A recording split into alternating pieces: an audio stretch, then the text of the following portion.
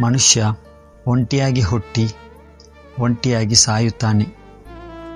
ಅವನು ಮಾಡುವ ಕರ್ಮಗಳ ಆಧಾರದ ಮೇಲೆ ಆತ ಸುಖ ದುಃಖಗಳನ್ನು ಅನುಭವಿಸಿಕೊಂಡು ಸ್ವರ್ಗಕ್ಕೋ ಇಲ್ಲ ನರಕಕ್ಕೂ ಹೋಗುತ್ತಾನೆ. ಆದರೆ ಬದುಕಿನ ಇತಿಹಾಸ ಬಿಚ್ಚಿಟ್ಟುಕೊಳ್ಳುವುದು ಸಾವಿನ ನಂತರ. ಇದ್ದವರ ಮನದಲ್ಲಿ ಒಳ್ಳೆಯದು ಅಥವಾ ಕೆಟ್ಟದ್ದು, ಮಾಡಿದ ಕರ್ಮ ಗುಣಗಾಣಗಳ ಸುರಿಮಳೆ ಎಲ್ಲರ ಬಾಯಲ್ಲಿ.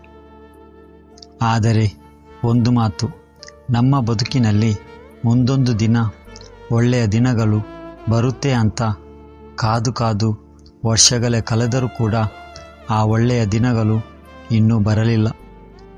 ಬರುತ್ತೆ ಅನ್ನೋ ನಂಬಿಕೆಯೂ ಕೂಡ ಇಲ್ಲ.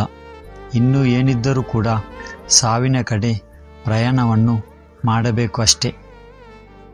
ಆದರೆ ಒಂದಂತೂ ಸತ್ಯ, ಬದುಕು ಎಲ್ಲರಿಗೂ ಕೂಡ ಕ್ಷಣಿಕವಾದುದು. ಅದು ಯಾವುದೇ ಕ್ಷಣದಲ್ಲಿಯೂ ಕೂಡ ಕೊನೆಗೊಳ್ಳಬಹುದು. ಇರುವವರೆಗೆ ಪ್ರತಿ ಉಸಿರು, ಪ್ರತಿಯೊಂದು ನೆನಪು ಕೂಡ ಒಂದು ರೀತಿಯಲ್ಲಿ ಹೊಸ ಅನುಭವ.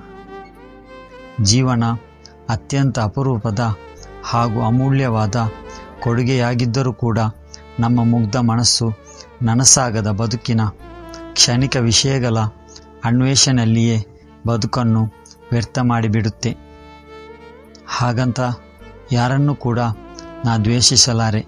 ಯಾಕೆಂದರೆ ನನಗೆ ಯಾರೂ ಕೂಡ ಶತ್ರುಗಳಲ್ಲ ಮತ್ತು ನನಗೆ ಯಾರೂ ಕೂಡ ಅಪರಿಚಿತರಲ್ಲ.